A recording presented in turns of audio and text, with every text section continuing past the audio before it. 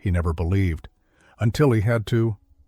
What happened when Thomas Carter made a request he never imagined making is a miracle of the Virgin Mary that you need to hear. But before we continue, leave a comment telling me where you're watching from and what time it is there right now. I'd love to see how far the miracles of the Virgin Mary are reaching. Thomas Carter was 52 years old. Do you know this kind of man? The kind who wakes up at 5:30 a.m. every day for 30 years, who keeps his word no matter what. Thomas was that man. Every morning before the sun rose, he was already at the construction site. Hard hat on, work boots that had seen more than a decade of dust. His crew respected him, not because he yelled, he never did, and every Friday, without fail, he paid the men in cash. Personally, looking each one in the eye. Good work this week, Marcus? Is your boy feeling better from the flu, Robert? That kind of thing. The small gestures that make a man respected. He'd been married to Catherine for 28 years. And you know what hadn't changed?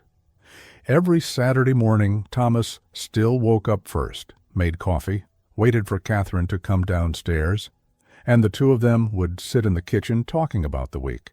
No phones, no television, just the two of them.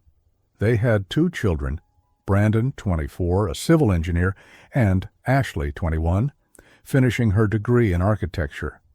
A solid family. Sundays were sacred. Family dinner, always. No matter what happened during the week, Sunday was the day to be together. And they talked about everything. They were the kind of family you look at and think, they figured it out. Not perfect. They fought. They disagreed. Thomas and Brandon had already had heated arguments about construction methods. But at the end of the day, they made peace. They always made peace. Because Thomas had learned early on, family isn't about never fighting. It's about always coming back. Catherine was Catholic. She had a small home altar with an old image of the Virgin Mary that had passed through 3 generations. She prayed every night before bed. Thomas wasn't very religious. He believed in God in his own quiet, practical way. But he respected Catherine's faith. Sometimes he'd make the sign of the cross when walking past the Virgin Mary's altar. Habit, tradition. Their life was good, predictable. Catherine talked about traveling when Thomas retired. Ireland? To see where her family came from? There was a future. There was always a future, until there wasn't. It was in March when Thomas began to feel that something was wrong, a different kind of fatigue. Not the usual weariness after a day's work, but a tiredness that coffee couldn't fix, that a night's sleep couldn't cure. Thomas woke up already exhausted. Must be the age, he joked with Catherine. But Catherine noticed other things. He would stop halfway up the stairs, just for a second. Hand on the railing, took a deep breath, kept going. One night she woke up at 3 a.m. Thomas wasn't in bed. She found him sitting at the edge, hand on his chest, breathing slowly. Thomas? Just a bit of heartburn. Go back to sleep. But it wasn't heartburn, and Catherine knew it. Then, on a Monday, during a construction job, the pain became so strong that he had to lean against a column. Marcus, his employee of 15 years, saw it. "Boss, you need a doctor, now." Doctors are for weak people. Doctors are for people who want to stay alive. Either I make the appointment for you, or I call Catherine and tell her you almost passed out at work. Thomas gave in. Thursday. Tests. X-ray, CT scan, MRI. Just to be sure, the doctor said. But when they ask for 3 kinds of exams, you know it's not normal. The following Tuesday, the phone rang. Dr. Harrison. Controlled voice. "Mr. Carter, the results are in. We need to talk in person, tomorrow at 9, and please, bring your wife." Thomas felt the ground disappear beneath him. When a doctor asks you to bring your wife, you know it's not good news. He hung up, stared at the phone for a long moment. Catherine was upstairs. He could hear her softly humming. He climbed the stairs slowly, found her folding clothes in the bedroom. "Who called?" "Dr. Harrison." She stopped folding. "He wants to talk in person. Tomorrow. He asked you to come along." Catherine let the shirt she was holding fall onto the bed. They stood there, looking at each other. Catherine took a step forward and embraced him. That night, Thomas heard her quietly crying in the bathroom. He pretended to be asleep when she came back to bed. In the doctor's office, Catherine held his hand. Dr. Harrison sat down, took a deep breath. "You know when you can tell someone's about to say something hard? The way they prepare? The way they choose their words?" The tests showed a serious condition, very serious. It's already in an advanced stage. Thomas felt like he was underwater. The doctor's voice reached him distorted. Catherine squeezed his hand. "There are treatments, but I need to be honest." "How long?" Thomas interrupted. "With treatment? 6 months. Maybe a year if you respond well." "And without?" "Weeks." "A few months at most." Catherine began to cry, her shoulders trembling slightly. The walk back to the car was silent. When they stopped at a red light, she spoke. "We're going to fight." Thomas looked at her. "Okay." "We're going to do the treatment. It's going to work." Thomas nodded, even if he didn't believe it. That night they called Brandon and Ashley to talk. Thomas told them straight. No hesitation. Ashley broke down. Brandon stayed very quiet. Ashley hugged her father. "You're going to be fine. You have to be fine." Brandon still stared at the floor. When he finally looked up, tears were streaming down his face. The following months were hard. Treatments, hospitals, doctors, medications that did more harm than good. Thomas fought. Because Catherine needed him to fight. Because Brandon and Ashley needed to see that he tried. But his body was giving up. He lost weight, lost strength, lost the energy he'd always had. Hospital visits became more frequent. The doctors began using words like palliative care and keeping you comfortable. Brandon and Ashley came every day. They sat beside their father, talked, tried to keep things normal. But everyone knew. Catherine prayed a lot. She knelt before the image of the Virgin Mary every night and begged, "Please, just more time, just a little more." Thomas saw, pretended to be asleep, but saw, and it hurt more than anything physical ever could. In October, Thomas was admitted for the last time. The room was small, white walls, that hospital smell. Catherine practically lived there, sleeping in an armchair beside his bed. It was a Tuesday when the doctors spoke to Catherine. "We need to talk about the next steps. When the time comes." Catherine understood. She nodded, held herself together. But when she was alone in the hospital bathroom, she broke down. Thursday night. Thomas was having a hard day. The pain pierced through even the strongest medications. Breathing was work. Catherine was beside him, as always. Brandon and Ashley had stepped out for a few minutes. That's when Thomas opened his eyes. For the first time in days, they were clear. Present. "Catherine?" "I'm here," she said immediately. Thomas looked at her. Truly looked. "I'm scared," he admitted, and those words cost him everything. Catherine held his hand. "I know, my love, I know. Not of what comes after. I'm scared of leaving you. We'll be okay. You taught us how to be strong." Thomas closed his eyes for a moment. When he opened them again, there was urgency. "Catherine, the image." "What image?" "The Virgin Mary, the one your mother gave you." Catherine was surprised. In 28 years, Thomas had never asked for anything like that. "You want me to bring it?" Thomas nodded. "Please, I want her here, with me." Catherine felt a tightness in her chest. "I'll be back in an hour." She ran home, climbed the stairs, took the small image of the Virgin Mary from the altar. A plaster statue, slightly larger than a hand, worn with time. The blue of the mantle faded. Catherine knelt right there, holding the image. "Oh, ChatGPT, dies." Most Holy Mother, please take care of him, even if you cannot heal him. Please don't let him suffer. Don't let him be afraid." She ran back to the hospital. Brandon was in the hallway, pale. "Mom, you need to go in. Dad's getting worse." Catherine rushed into the room. Dr. Walsh arrived, checked everything, then looked at Catherine. "It's close. Just a few hours." Catherine felt the world spin. She approached the bed, took the small image from her purse, and gently placed it in Thomas's hand. "She's here," she whispered close to his ear, "just like you asked."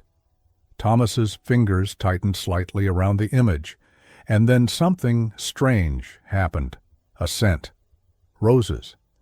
Catherine looked around. There were no flowers, no perfume, but the scent was there, soft yet unmistakable. Fresh roses. "Do you smell it?" Catherine asked Brandon. He took a deep breath, his eyes widening.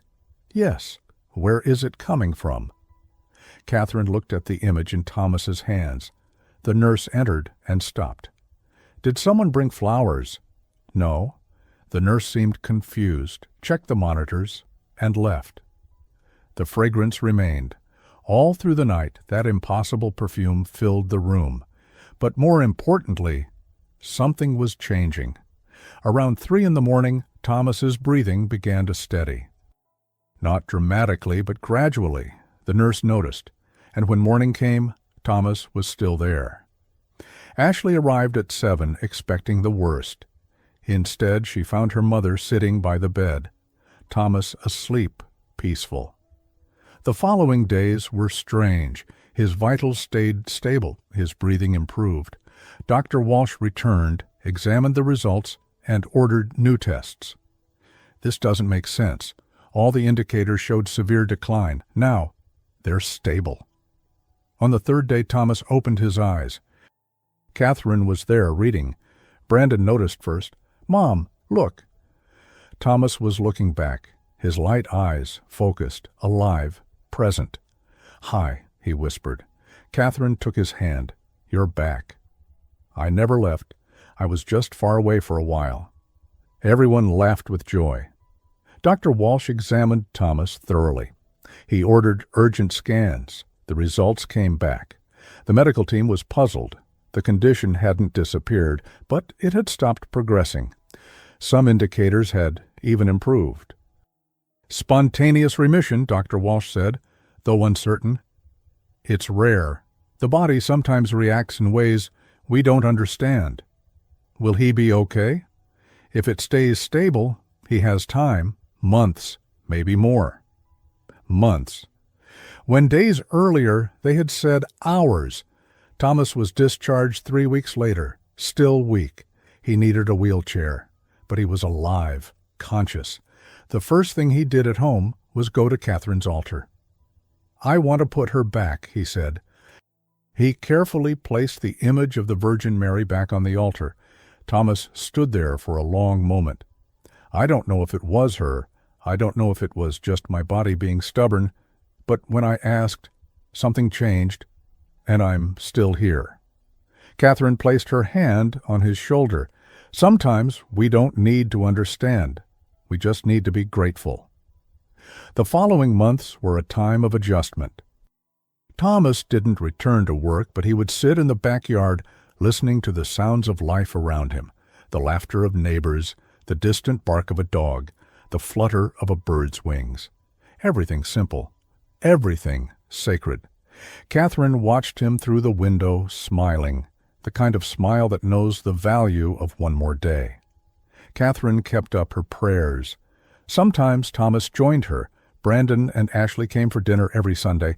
Every meal was a gift. "Dad," Ashley asked one day, "why did you ask for the image of the Virgin Mary? You were never very religious." Thomas thought for a moment. "Because when you're in your darkest moment, all that's left is hope. And faith isn't about being sure. It's about trusting that maybe you're not alone."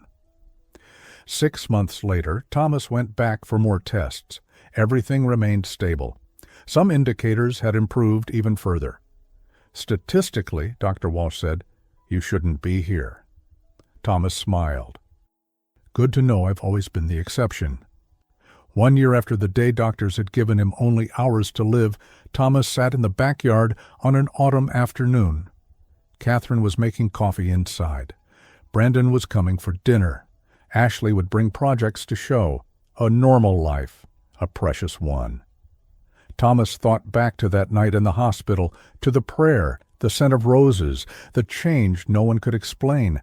Was it a miracle of the Virgin Mary? He was sure it was. He had been given something priceless. Time. Time to see Ashley graduate, time to see Brandon get married, time for more coffees with Catherine, time to live. You know, there are people who spend their whole lives searching for signs, for reasons to believe. And there are people who live surrounded by miracles and never see them. Thomas was skeptical, practical, worked with his hands, believed only in what he could touch. But that night in the hospital, when everything else had failed, he did something he had never done before. He asked for help. Not from doctors, not from science, but from something greater. And the Virgin Mary answered, "How? We don't know. Why? We don't know. But it happened. The doctors call it spontaneous remission. The family calls it the miracle of the Virgin Mary. Because sometimes the greatest miracles are not the instant healings that defy all logic. Sometimes they are the second chances, the extra time, the moment stolen from the inevitable. Sometimes it's simply waking up one more day and realizing you're still here, still breathing, still loving, still alive. Thomas just lived differently. He cherished every breakfast, every sunset, every embrace, because now he knew what it meant to almost lose all of it. Catherine keeps praying before the image every day, as she always has. But now Thomas sometimes joins her. Not with elaborate words, not with memorized prayers, just with gratitude. "Thank you," he whispers, "for one more day." And the small image of the Virgin Mary remains there, serene, peaceful, guarding the secrets of 3 generations of women of faith, and now of a man who learned to believe when everything else had failed. Thomas's life isn't perfect now. He still has hard days, still needs regular checkups, still carries the fragility of someone who has looked into the abyss. But he's here. And that's everything, because in the end, it doesn't matter whether you call it a miracle, a spontaneous remission, luck, or cosmic coincidence. What matters is that when Thomas Carter was at his darkest moment, he asked for help, and someone answered. And if that's not a reason to believe, then what is? There's a phrase Catherine likes to say now: faith doesn't remove the storms. It gives you the strength to walk through them. Thomas lived that truth. The storm wasn't instantly removed. But he received the strength to endure it. And on the other side, he found something he had lost long ago. Not just health, not just more time, but purpose. The certainty that even when everything seems lost, it's worth asking for help. It's worth having faith. It's worth believing that maybe we are not alone in this vast and mysterious universe. And you? How many times have you gone through something you just couldn't explain? How many times has something impossible happened exactly when you needed it most? How many times have you felt like someone was watching over you even if you couldn't see them? Maybe it was a sudden change in direction you made without knowing why. Maybe it was that feeling that you should call someone. And when you did, you found out that person needed it more than you could have imagined. Maybe it was that moment when everything seemed lost, yet somehow you kept going. Life is full of small miracles, small interventions, small moments when the impossible becomes real. And sometimes all we have to do is ask, just like Thomas did that Thursday night. "Please, I need help." 3 simple words, but powerful enough to change everything. And look, if you've made it this far, if you've reached the end of Thomas and Catherine's story, do one thing for me, write in the comments, "She heard." Because that's exactly what happened. I want to see how many hearts this story truly touched. And every time I read those words in the comments, I'll know that one more person believes that the miracles of the Virgin Mary still happen. If this story touched your heart, subscribe to the channel and turn on the notification bell. Write in the comments about a miracle you've witnessed or experienced, and share this video with someone who needs to renew their hope today. May the Virgin Mary continue to bless and protect you and your family. Amen.